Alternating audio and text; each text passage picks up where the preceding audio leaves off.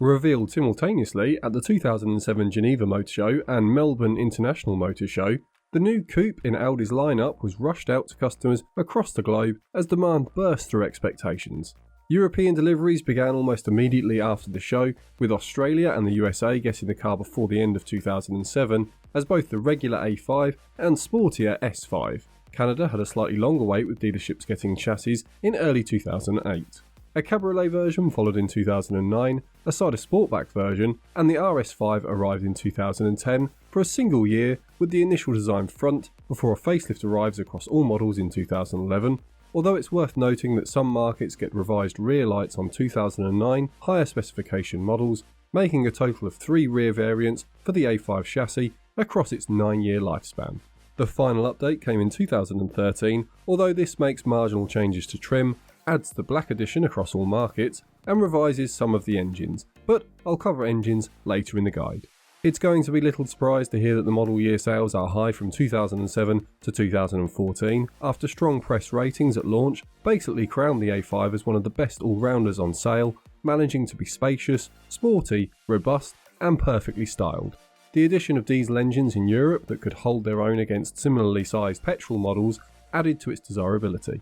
Alas, with all good things, Audi found themselves unable to stop tinkering, with both positive and negative results. The manual gearbox is slowly phased out across model years, and in Europe the S5 loses a manual option, with the 3-litre TFSI replaces the naturally aspirated V8. The lower specification models are also phased out, meaning the entry SE trim manual gearbox bargains from 2008 are completely gone by 2013, with only high specification and trim offered, matched to a higher price. But those addicts of the A5 model didn't seem to mind. A plus from all the tinkering was the resolution of an oil consumption issue affecting cars from 2008 builds for 2009 model year up to 2012. Different resolutions were offered by Audi depending on the market and the proportion of petrol models sold. Diesels are unaffected, and so markets like the UK were given little support for owners of petrol models reporting this, as diesels dominated sales, while some European nations and the beaming light of lawsuit paradise, the USA, had some dealer support, including officially backed repairs paid for almost entirely by Audi, although the labour rate was usually split with the owner, but part supply was free. From what I understand, the Aussies get a slightly more casual approach and dealt with things on a case-by-case basis. Canadian owners will have to advise in the comments if they had this sort of repair, as I couldn't find any service records or technical journals affecting the territory. The actual cause of the oil consumption is linked to the piston ring's design flaw. I'll cover this later in the engine section. A couple of notes I'll share of this generation A5 was a hot seller back in my time selling cars. The Sportback model is not well suited for 4 adults unless they're all average European height, say 5'10" or 178cm or below. Taller adults, especially above 6'3" or 190cm, will need the front seats. The interior design is now dated compared to the no-button, big screen and blank canvas dashboards of today, but is favoured by many for its design. And there are some aftermarket solutions for getting a newer setup for the infotainment if you really want it. A quick personal note is that I have an especially big soft spot for the V8 S5. When first selling cars, the owner of the business got one of the first in the UK. The perks of owning a variety of dealers, I guess. It was sprint blue with silver leather. I got the chance of a fuel run one day because he never fueled his own car, and oh boy, when your daily driver is an ex-taxi Vauxhall 1.6 beta and you roll out in something like this, it imprints on you. Today it is still one of my favourite vehicles, but as ever, I'll be as neutral as I can throughout the guide. Moving on to safety, and usually I'd be showing crash footage of the A5, however, as the A5 is constructed on the MLB B platform, shared with the A4 along with the Q5, Audi decided not to individually test the A5. The A4 on the same construction though, the B8 generation, scored a top safety pick from IIHS in 2009, and a 5-star Euro NCAP test that has now expired. Next up are the common faults. With the earliest car now 18 years old, it won't be that surprising that trim rattles and squeaks have become an annoyance. Usually the nice ones kept by owners that have taken pride in their car will have done some small DIY repairs like bits of material strategically placed between the trim, so it's worth having a listen on test drive, as tracking down a noise can be very time consuming. Infotainment problems follow up trim rattles among an owner annoyances, usually the MMI going blank or freezing. Oddly, 2010 seemed to be a particularly big problem year, although hopefully most owners would have had an issue fixed if they faced one by now. There are 4 gearboxes across all models for the A5. The 6-speed manual appears to have faced some clutch issues, usually a stiff clutch feeling, resulting in poor depression of the pedal and causing advanced wear to the friction plate. The 6-speed Multitronic, sold in most of Europe until 2009 and North America until 2011, could face a variety of problems. Overheating, shuddering and high parasitic loss through the drivetrain were all reported. Specialists have repairs. Owner feedback is mixed of the later 8-speed option, which is a CVT. I found the transmission control unit to be the most common to fail, but owner feedback is appreciated. The 7-speed S-Tronic after 2012 seems reliable, but from 2008 to 2010, the DL501 unit has reports of mechatronic failure. Rust and paint issues aren't something usually faced by Audi owners, with those living in the colder parts of Europe like Latvia, Poland and Sweden finding their Audis reaching the 20-year mark in relatively good condition. The A5 though, especially earlier examples, do seem to have a few areas worth checking when looking at a potential purchase. First, the rear arches. Make sure to have a feel on the inner arch, even if you can't see any rust on the outside. Next, lean down and have a look where the lower side sill meets the front wing, or for some of you the front fender. Rust here is probably easier to spot on lighter coloured cars, but worth checking to avoid high repair bills down the road. The other two spots I see noted are the boot opening. Unfortunately, this part is very difficult to see in detail without removing parts, but if you can lift the rubber seal, you might see some corrosion if it is affected.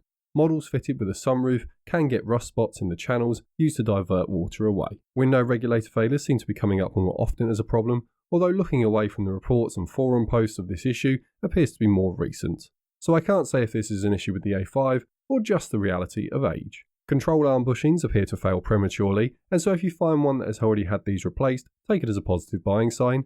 Adding to that the wheel bearings if looking at an earlier built car. Although I'd usually mention engine issues later, I'm going to add carbon buildup and cooling equipment to include the water pump, radiator and coolant pipes for petrol engines in this section, as the issue seems fairly well spread across them. The 4.2 V8 is particularly susceptible, and so if an owner has spent money having it cleared by a specialist, then they have probably spent money maintaining the rest of the car too. When viewing a car, lock the doors using the key fob, wait 5 seconds, and then attempt to open every door without the key. If one opens, its locking mechanism has failed and will need replacement. As always with common faults, some may be rarer than others, and few cars suffer all of these problems, so now you know what to check, but if owners have experienced any other common issues that I've missed, please add them in the comments. Next are the recalls, and in 2014 there was a single recall for the brake servo on models fitted with a 3-litre TDI engine. In 2015 there were 2 recalls. One was for the fuel leak detected on a 3-litre TFSI engines built from April 2011 to April 2012. The second is the now infamous diesel NOx emissions defeat devices. 2-litre diesel engines coded EA189 from 2012 to 2015 were recalled for a software update. In 2017 there was a recall for coolant pumps on 2-litre TFSI engines on cars from 2011 to 2016. This is only for the revised 2-litre engine for those who have a 2011 model. In 2018 there were 3 recalls. The first is the broader recall of the chassis codes for the 2017 recall of coolant pumps overheating. The second one is an industry-wide problem with Takata airbags. The Coupe model was recalled across markets due to the risk of the impeller fracturing on deployment of the airbag manufactured by Takata. And lastly, the heater element was recalled for 2011 to mid-2015 production as it could overheat.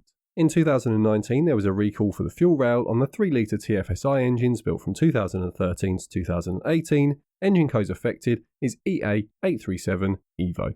Next up are the engines, and we'll start with the diesels, but a quick note, I really had to wade through owner reports on these engines, and some owner feedback and specialist reports seem to oppose one another, especially on failure rates. I've done my best to be fair, but if owners feel I'm too harsh on reliability, I accept that in advance. I'm sure many of you will have 0 issues, but I'll note the problems that some say are common, as it's better to spend a few minutes checking and find nothing when buying than not looking and discovering a problem. One of the most popular engines fitted to the A5 in Europe was the 2-litre TDI for its mix of performance and fuel economy. Quattro is offered in some model years. Power is rated at 131, 141, 168 and 174 brake horsepower. The 2 lower power variants are generally fitted to the Sportback model in base form to incentivise lease purchases back when diesel cars' low CO2 meant low taxation, so tempted company buyers and private lessors. Fuel economy was averaged at 54.3 miles per gallon or 5.2 litres per 100 kilometres, although the gearbox will add some variance to the official figure. Aside from the turbocharger, most owners that service these on time report very few issues. The turbos seem to fail with either contaminated oil or oil starvation as an extended service schedule has been run. Less fortunate failures are nothing to do with maintenance and are play occurring in the bearings after a lot of mileage. The most common faults that will affect these engines at some point are emissions equipment. Diesel particulate filters are usually good for roughly 10 years, and with the majority of these cars now older than that, it's worth looking for one that's had a DPF replacement or budgeting to do it yourself sooner rather than later. It won't last forever. A failure or poor EGR is something that a specialist should be able to spot before it becomes a major issue. Honestly though, having run this engine myself a long while back, looking through the reports, overall these are pretty robust and reliable motors. The 2.7 V6 TDI coded CAMA was paired to the Multitronic gearbox and produced 188 brake horsepower with an official average of 44.1 miles per gallon or 6.41 litres per 100 kilometres. It is sold until 2011 model year and was the least popular diesel, although with only one variant, higher emissions than the tax-friendly 2 litre and less power than the 3 litre, this isn't a great surprise and doesn't mean that it isn't a good option, and most owners believe the biggest issue isn't the engine but the gearbox, especially on cars that have had the engine remapped for additional power. Throttle body problems are usually linked to a cracked or broken wires, but by far and away the biggest complaints were around emissions equipment wearing or reaching the end of their life, throwing a fault code and sending the car into limp mode. So unless you find one that has had a replacement DPF and catalytic converter, then budget for a replacement in your ownership. The 3 litre TDI V6 is coded CAPA and CCWA if it is the earlier model built to 2011 and has 236 brake horsepower. There is a revision in 2011 with the engine code changing to CDU and CDUC, now making 241 brake horsepower. Fuel economy is officially averaged at 42.8 miles per gallon or 6.6 litres per 100 kilometres. Of the first two engine codes, if you get the CCWA, it has the 2262 turbo and dual fuel pumps with 1800 bar nozzles. Generally speaking, people prefer the engine code as they feel it can be tuned for higher power and is more robust. As best my understanding, the injectors are the same on the early engines, but a CP1 pump is fitted to the CAPA engines and a CP4.2 is fitted to the CCWA, which makes sense as the CAPA is noted as having a 1600 bar versus the 1800 on the CCWA. Looking at sales figures, the 3 litre TDI becomes less popular after the refresh, likely because the price gap between the 2 litre TDI and 3 litre TDI grows, while the 2 litre has a power boost. As ever though, if you want the smoothest diesel and the highest torque, you'll need 6 cylinders. Next are the petrols, and I'll combine the first two. The 1.8 and 2 litre are offered in a variety of power sets. The 1.8 was either 158, 168 or 174 brake horsepower. The 2 litre gets 177 brake horsepower initially and also 208 brake horsepower. The 2 litre gets 177 brake horsepower and 208 brake horsepower. Fuel economy will be a bit better on the 1.8, but the official average is 38.7 miles per gallon or 7.3 litres per 100 kilometres. These engines are one of the leading culprits for the oil consumption that many owners of the time suffered. For engine codes CABA, CABB, CDHA, CDHB, CABD, CDNB, CAEA, CAEB and CDNC produced prior to November 2011, the piston ring tolerance was out of specification. In week 44 of 2011, Audi issued a technical product information or TPI and introduced modified piston rings. Engines built after this time were unaffected. If you were in the UK at the time, then Audi may have had a case-by-case basis at some dealers, but a full Audi service history must be shown with work carried out on schedule. In the USA, a lawsuit created a rectification program that did not solve the issue. The process was then changed, along with most of the world, to first inspect the bores. Damage here meant a new engine. If the bores were okay but excess oil consumption is noted, then replacement piston rings and connecting rods would be used. Owners have also had this issue with coil packs, timing chain guides on 2009 onwards fitment, and turbos. However, these aren't what I would class as common faults and seem age, mileage and service dependent. But if you find one that has had them changed, then take it as a positive buying sign. Engines up to 2009 have timing belts. Next is the 3.2 V6 coded CALA, making 261 brake horsepower and only sold until 2011 with an average of 31 miles per gallon or 9.11 litres per 100 kilometres. These weren't so popular as the V8 tempted those looking for power and the 2 litre picked up those wanting better fuel economy. But if you want an engine that won't be the cheapest to run, but should be reliable, this is the one for you. The oil filter housing and valve cover gasket are the two main areas to look out for, and preferably, being that the newest is now 14 years old, these would have already been changed at some point. The 3-litre TFSI is a supercharged engine fitted to the 3-litre Quattro model and S5 Cabriolet and Sportback from launch in 2019, before also going into the facelift S5 Coupe in 2012. The regular version has 268 brake horsepower and the S5 has 329 brake horsepower. Fuel economy is averaged at 29.1 miles per gallon or 9.71 litres per 100 kilometres. Engines built until mid-2012 had reports of higher than specified oil consumption, and updated PCV helped solve this issue. Ignition coil packs crept up again and again in reports, although some owners wanted just to upgrade a working set rather than having a complaint about a working item. Thermostats were redesigned as earlier TFSI models had failures, although this issue should now have been solved. Overall, owners of the S5 that had kept the car standard seemed content with the engine, with a few reports of supercharger issues. Tuned examples did hold up pretty well, but did seem to report more issues. You should note a technical bulletin by Audi in 2015 for timing chain rattle. The upper chain tensioner is noted as the culprit if there is chain rattle on startup. Optimised tensioner codes 06E 1092 18AJ and 06E 109217AH were used to solve the issue. The 4.2 V8 in the S5 gets a solid 4-year run from launch in 2007 until its curtain call in 2011. Its 349 brake horsepower and official 26.4 miles per gallon aren't particularly strong on paper, but its widespread torque and V8 noise have given it an enthusiast following.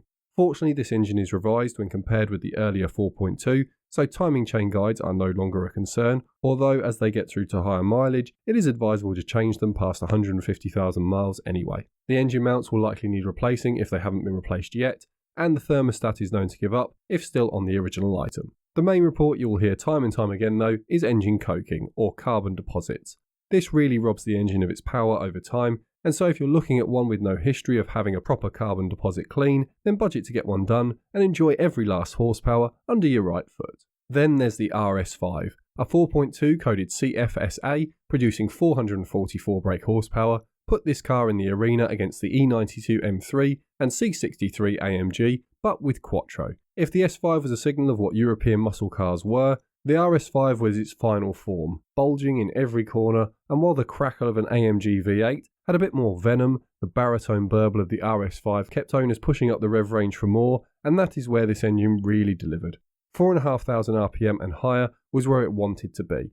Counter to this, fuel economy for those that cared was officially 26.2 miles per gallon or 10.98 litres per 100 kilometres, but it's safe to say that that is steady cruise fuel economy only. A couple of things to look out for on a previous owner's service bill: see if the cam belt position sensor has been replaced if looking in the first 2 years of production, check the exhaust manifolds are clear with no signs of black marks from gas escaping, and look to see if it's had carbon cleaning done. A few owners have had timing chains replaced after hearing a rattle, only to then need some while you're there work and have a bill half the value of the car, so look out to see if it's had any large bills before and if it was with a reputable specialist. On to our picks, and while most on a tighter budget will be content with either a 1.0 TFSI or a 2-litre TDI for reasonable performance in a nice looking car, on a higher budget, well, you already know my bias. I'd have a Sprint Blue S5 pre-facelift 4.2 V8, but having driven an RS5 too, I'd say with V8s quickly disappearing today, either will be a great pick. If you don't care for a V8, a later supercharged S5 should also be a great buy.